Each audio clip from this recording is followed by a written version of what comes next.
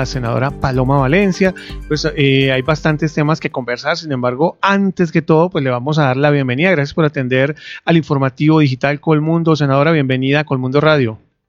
Muchísimas gracias, Humberto. Un saludo especial para ti y para todo el equipo de Colmundo y sus oyentes. Bueno, seguramente ya ha respondido bastante, pero este es un tema que a todos nos interesa y a los oyentes nuestros, por supuesto, también les interesa conocer las distintas opiniones que hay respecto a lo que se presentó ayer. Y usted que estuvo ahí, pues directa y protagonista de esta situación, hablar o no hablar de que hubo fraude o no hubo fraude, o hablar de lo que no hubo, pues depende mucho también de los intereses, ¿no? Seguramente, o de lo que cada uno tiene en su percepción, pero aquí un poco más allá de ello es el tema de por qué rescatar una reforma que ya estaba hundida y que ya llevaba tanto tiempo ahí archivada y que de alguna manera pues muchos ya daban como que no era la necesaria para el país, pero de repente otros dicen, bueno, pero de repente se volvió importante.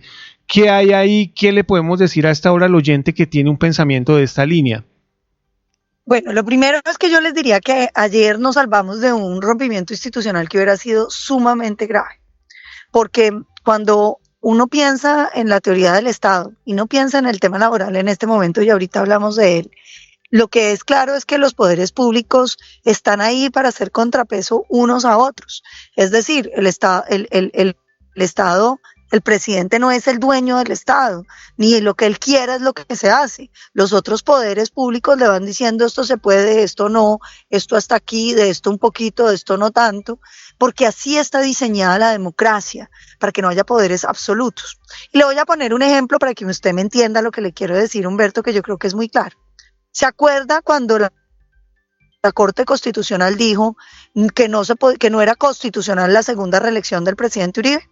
Que él no podía participar otra vez en elecciones.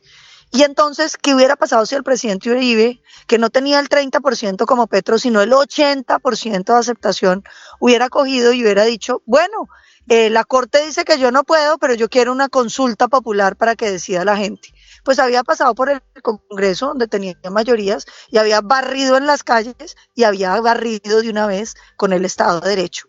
Es decir, es demasiado importante que el Estado entienda que un poder público demócrata, ¿qué tiene que hacer? Aceptarlo.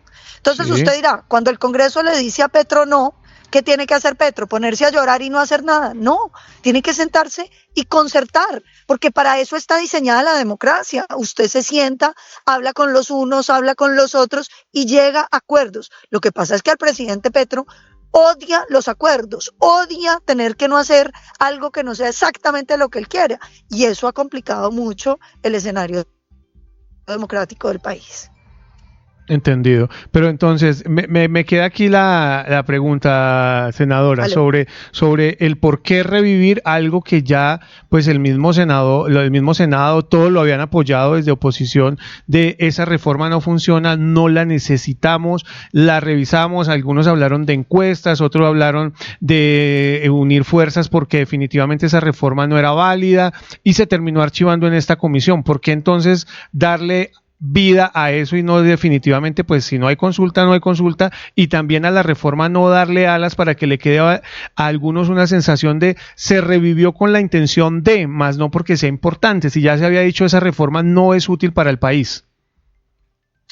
No, la reforma no es que no sea útil, la reforma es nociva, porque es que destruye 500,000 de empleos. Entonces uno no puede votar una reforma que destruya empleos, porque los colombianos lo que quieren colombianos viven con menos de un salario mínimo y no tienen trabajo formal. Para ellos la reforma iba totalmente en contra. Para algunos colombianos pues era beneficiosa, pero en realidad para 500,000 de colombianos iban a perder el empleo. Esto no lo digo yo, sino los cálculos de los expertos. Que si se necesita una reforma laboral, claro que sí. Lo que tenemos que lograr es una reforma laboral que ayude a generar empleo, que ayude a los colombianos que están en la informalidad, que ayude a los campesinos, a los que les toca trabajar por miserias porque la informalidad es mayor del 80%. ¿Qué fue lo que se pensó? Hombre, había una gente que decía, yo sí creo que se necesita una reforma laboral. Sin embargo, como se hundió, entonces voy a votar la consulta. Lo que se les preguntó fue, bueno, si revive la reforma laboral y hay un compromiso de trabajar en ese tema, ¿usted votaría en contra de la consulta? Y entonces la gente dijo, votaría en contra. Yo creo que eso es muy importante y ese fue el acuerdo que se hizo entre las fuerzas políticas, es no llevarse el tema del Congreso, no permitir que Petro trapee con la democracia colombiana y devolvernos a discutir una reforma laboral que la podemos modificar de manera que beneficie a los colombianos y no destruya el empleo. Seguramente la reforma que va a sacar el Congreso no es la que quiere Petro, pero vamos a lograr una concertación con o sin el gobierno para poder tener una reforma laboral. Senadora, tras volver a tener en cuenta esta reforma laboral y ya iniciar la votación hacia la consulta, se hicieron varios señalamientos de parte de varios senadores en cuanto al cambio del orden del día. Por ejemplo, la senadora Clara López o la senadora Isabel Zuleta, ellas hicieron como esos señalamientos, esos cuestionamientos, y posteriormente a las votaciones también hubo quienes dijeron que hubo fraude. ¿Cómo explicarle a los oyentes cómo funciona esos procesos, esos protocolos? No, el orden del día depende de la mesa directiva. No hubo ningún fraude porque la mesa directiva incluyó la votación de la apelación para poder revivir, digamos, la reforma laboral. Que al pacto no le gustó que la incluyeran, perfecto. Entonces, ¿qué se hizo? Se sometió a votación y perdieron. No fue que ellos no tuvieron la oportunidad de volver al orden del día sin el tema de la apelación, es que perdieron, ¿cierto? ¿Y por qué perdieron? Pues porque no tenían las mayorías. ¿Y cómo funcionan las votaciones en el Congreso? Pues por mayorías. Después, entonces se votó la apelación. El Congreso usó la estrategia de decirle a todo el mundo que ellos sí querían que reviviera la reforma. Entonces causó mucha incertidumbre, pero se sacó adelante y revivió la reforma. Y después vino la votación sobre la consulta popular. Y resulta que muchos congresistas se habían salido, pero eso no es culpa de la mesa directiva ni de la oposición, es culpa del congresista que se fue. Había unos de nosotros que también se fueron, pero si usted se fue muy lejos, pues usted es el que corre el riesgo. Uno sabe que cuando el Congreso está sesionando pueden abrir votaciones en cualquier momento. Yo, por ejemplo, recibí muchas entrevistas allá afuera en el salón de apoyo, incluso en el baño, porque había mucha bulla. Y entonces usted me dirá, en el baño, senador, atendiendo entrevistas. Pues claro, porque yo no me podía ir lejos, porque yo entiendo cuál es mi prioridad. Entendido. Si usted se va del salón, pues se fue, eso sí es culpa suya. Senador. Y luego, el famoso voto de la discordia, que también vale la pena que lo sepan, es el de Edgar Díaz, senador de Cambio Radical, que nunca ha acompañado al gobierno, es decir, el voto fue no, era no y siguió siendo no. Lo que pasa es que el ministro quería contarlo como positivo y pues evidentemente eso no iba a pasar. Senadora, ante el llamado del presidente Gustavo Petro, quien anoche indicó que va a volver a radicar la propuesta de la consulta popular, ¿qué decir? Y también la congresista Marta Peralta Pieyú, quien al parecer no estuvo presente durante la votación, ella en horas de la mañana ya radicó una tutela para defender su derecho al voto, porque según ella no la dejaron votar. También, ¿qué decir al respecto de estos dos puntos? No, Marta no estaba, ella no estaba, o sea, no es que no la dejaron votar, es que si tú te vas, pues el Congreso no te tiene que esperar a que vuelvas. Eso no fue como que es que votaron 5 minutos y cerraron, no, la gran mayoría de las personas estaban ahí, se votó y se cerró la votación. La ley no obliga a tenerla abierta 1 hora y media para esperar a quienes se hayan ido a almorzar o a tomar onces o a conversar a su oficina. Eso no es cierto, ella va a perder esa tutela. Pero lo segundo, vea, el presidente Petro no puede seguir desafiando la institucionalidad. Creo que aquí los colombianos, independientemente de nuestra afiliación política, independientemente al tema laboral, lo que tenemos que entender es que los poderes públicos hay que defenderlos. Porque cuando uno se pregunta cómo fue que Venezuela transitó de ser una democracia a volverse una tiranía, fue por pequeñas cosas como estas, donde los presidentes consideran que pueden pasar por encima de la separación de poderes. Creo que es muy grave la invitación del presidente Petro a la violencia contra los congresistas. Es muy grave los señalamientos atrevidos y mentirosos contra la oposición, contra el presidente del Congreso.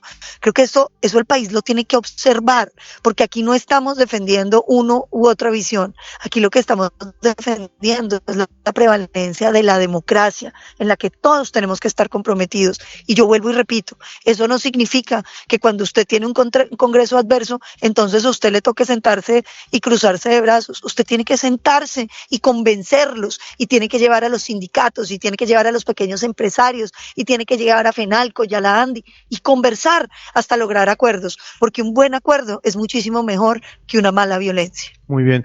Senadora, hay un tema muy importante. Bueno, pasemos a la situación rápidamente ya para ir terminando, entendiendo su tiempo, por supuesto. Son 37 días los que se hablan que tendrían realmente para sacar adelante una reforma laboral. Este gobierno lleva más de 3 años, está llegando a los 3 años de gobierno, y pues tenemos entendido y es claro para el público en general, el pueblo en general, la sociedad, que pues no se le ha dado trámite realmente, o se demora bastante las votaciones, se demoran bastante las sesiones. 37 días para esto que ustedes como senadores decidieron revivir.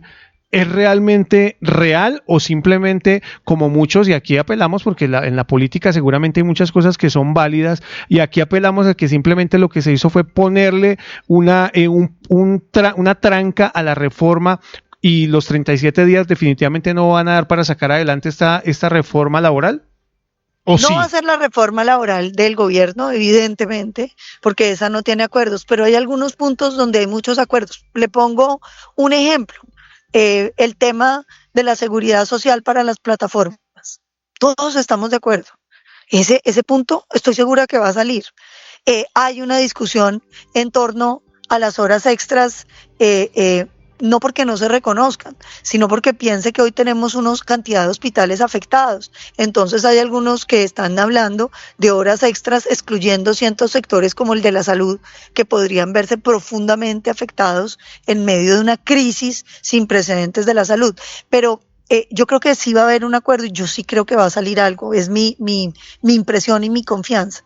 Pero yo quiero decir algo, es que un gobierno no se mide por lo que hace el Congreso.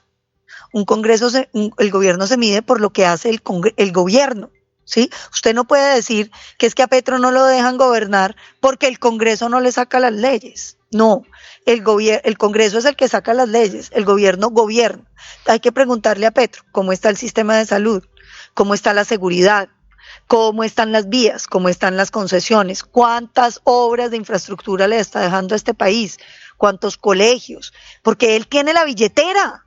Es que el Congreso hace leyes, pero los gobiernos no se miden en términos de las leyes. Los gobiernos se miden en torno a lo que son capaces de hacer con esa billetera. Y yo pregunto, ¿cómo está la salud? ¿Cómo están las vías? ¿Cómo están los hospitales? ¿Cómo están las escuelas? ¿Dónde está la plata de los colombianos y en qué es que le ha invertido, además de contratos para tener bodegas que lo defiendan? Porque es que a mí me parece que esto sí es el colmo de la dicha. Entonces uno dice que a Petro hay que medirlo por lo que hace el Congreso. No. A Petro hay que medirlo sobre cómo ha usado la chequera. ¿La usó a favor de los colombianos, sí o no? ¿En dónde está la plata? ¿En dónde se ve? ¿Qué es lo que nos está dejando? Porque es que lo que hace el Congreso se le atribuye al Congreso. Lo que tiene que hacer el presidente es gastar la plata. ¿Y dónde está gastada la plata? Entonces, evaluemos a Petro por lo que le toca a él, no por lo que le toca al Congreso. Muy bien, senadora, pues agradecerle inmensamente su tiempo. No sé si pues algún mensaje final, por supuesto agradeciéndole siempre su amabilidad con Colmundo Radio. No, a ustedes por tenerme siempre en cuenta. Para mí es un gusto conversar con Colmundo siempre y simplemente decirles, vean, creo que este es un momento donde todos los colombianos tenemos que tener mucha calma. Yo personalmente, y creo que millones de colombianos, estamos cansados de la violencia, estamos cansados de la polarización y de la pelea, donde nada se puede resolver. Yo los invito a que en vez de buscar mecanismos y vías de hecho y violencia, busquemos acuerdos sobre esa Colombia que es posible, esa Colombia que está ahí, enfrente de nosotros y que nos une. Alguno que me está oyendo dirá, pero a mí ¿qué me puede unir con Paloma Valencia? ¿Sabe qué nos une? que yo también quiero que mis hijos se queden a vivir en este país, que mi niña pueda crecer en un país sin violencia, en un país con oportunidades, en un país donde quepamos todos. Yo invito a los colombianos a todo lo contrario de lo que está invitando al presidente. No busquemos más salidas por la violencia que han sido inconducentes. Busquemos salidas de acuerdos nacionales, de unión, de trabajo por el futuro, de unir nuestras manos y de ponernos las botas para hacer esa Colombia posible, real. Hagámosle una realidad. Yo estoy segura que podemos quitarnos todo este cansancio y construir un país más parecido al que nos merecemos. Senadora, un feliz día. Muchas gracias. Gracias.